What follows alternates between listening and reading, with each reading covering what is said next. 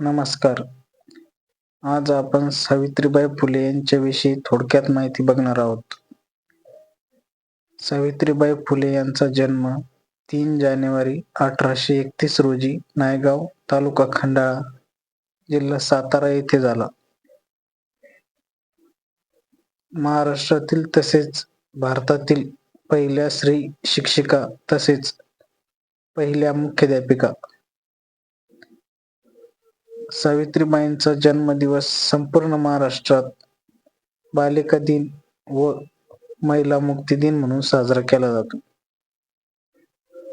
त्यांनी लिहिलेले काव्यसंग्रह काव्य फुले, पावन नकाशी, सुबोध रत्नाकर. 2015 मध्ये पुणे विद्यापीठाचे नामकरण सावित्रीबाई फुले विद्यापीठ असे करण्यात आले. त्यांचे निधन 10 मार्च 1897 रोजी प्लेगच्या रुग्णांची सेवा करताना प्लेगची बाधा होऊन निधन झाले.